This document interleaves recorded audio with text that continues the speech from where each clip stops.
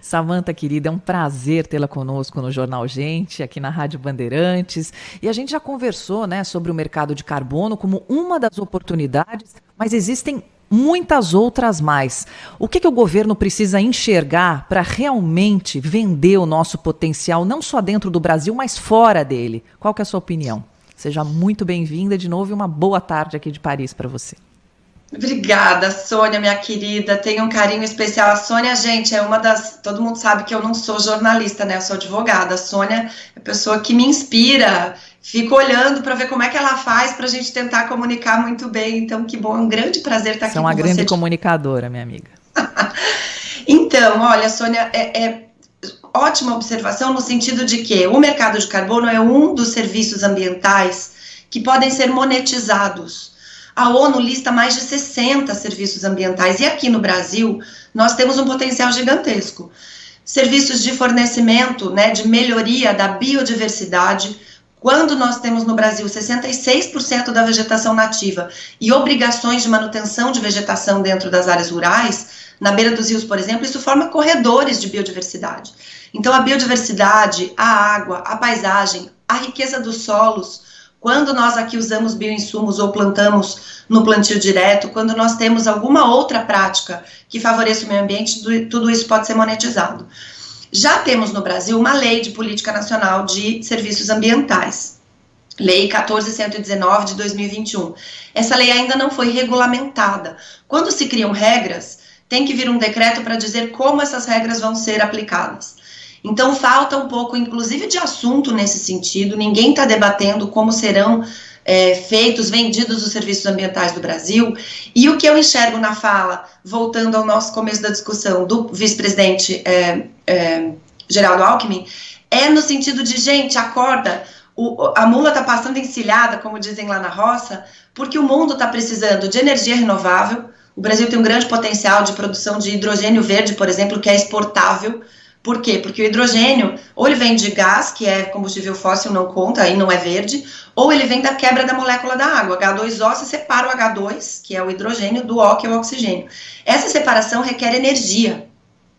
E a energia da Europa, dos Estados Unidos, da China, é energia fóssil, carvão, petróleo, gás. Aqui no Brasil, essa energia é limpa, hidrelétrica, biocombustível. Então nós podemos fazer um hidrogênio verde para exportar. Não vejo políticas sendo desenvolvidas nesse sentido. Então todos os serviços ambientais, Sônia, eles estão aí sendo uma demanda mundial e o Brasil precisa correr para fazer a regulamentação e lembrando, a lei existe, o decreto depende do governo, não depende mais do Congresso Nacional. Precisa regulamentar esses serviços ambientais e colocar isso para rodar de fato, trazendo a ministra Marina Silva para dentro, muito bem observado. A Marina Silva parece que está alheia a essa discussão, né? Precisamos conversar, de novo, convergência nas pautas governamentais é o que está faltando. Doutora Samanta, muito bom dia. O Pedro também tem uma pergunta para a senhora aqui, para a gente aprofundar mais esse assunto, né? Normalmente, quando a gente vê declarações aí de líderes mundiais, a gente costuma explicar para o ouvinte aqui sobre o Brasil, por exemplo, desmatamento, que era outra questão aí, que o Brasil sempre era alvo de críticas, né? Que tinha interesse econômico por trás disso, é óbvio, né? A gente tinha dados aqui consolidados e recebia críticas muito profundas a respeito dessa questão, área plantada versus áreas preservadas e tudo mais.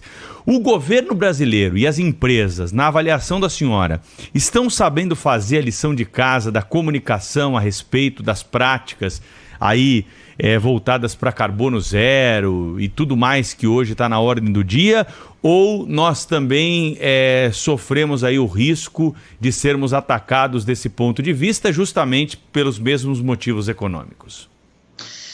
Pedro Campos, bom dia. Olha que pergunta, é a pergunta de 1 milhão. A gente está sabendo fazer a lição de casa? Não.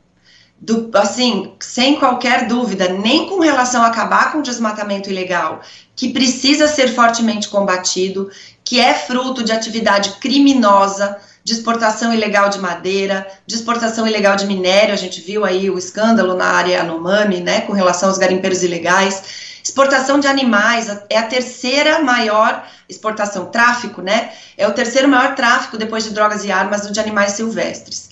E nós não estamos dando conta. Não há uma política eficiente para combater esse crime, principalmente na Amazônia, mas que acontece no Brasil inteiro. E também não estamos dando conta de comunicar o que a gente faz de bom, porque quando chega lá fora esse discurso, tem muita gente vivendo do problema, Pedro. Isso eu acho que é uma coisa que a gente precisa começar a olhar sem romantismo. Tem que acabar com o desmatamento, mas quanta gente se beneficia comprando madeira barata lá fora? Onde é que vai essa madeira? E lá não tem controle. Quem recebe a madeira do Brasil, a gente não consegue ter qualquer tipo de sanção ou de punição ou de repreensão desse crime. Eu vou contar muito rapidamente aqui uma outra história. Nós temos aqui no Brasil um grupo de artesãos que desde os seus avós fabricam violinos, tanto a caixa do violino quanto a vara, né? O arco e a vara do violino. E o violino é feito, para quem não sabe, de pau-brasil. É a madeira que melhor dá uma acústica nesse instrumento. Pois, pasmem, nós tivemos embargados pelo IBAMA, todos os artesãos do estado do Espírito Santo continuam com essa atividade embargada, porque usam 5, 6 árvores de pau-brasil por ano e reflorestam. Enquanto isso, a gente tem denúncia, sem a gente poder conseguir fazer alguma coisa, de que lá na Itália eles estão recebendo esse pau-brasil ilegal e estão fabricando os violinos que nossos artesãos faziam aqui. Então a gente não está sabendo fazer a lição de casa. É preciso que a gente olhe para isso com mais seriedade, que a gente tenha um plano, que a gente divida esse plano com os setores que podem ajudar e coloque isso em prática. Samanta Pinheda, conosco aqui no Jornal Gente, Cláudio.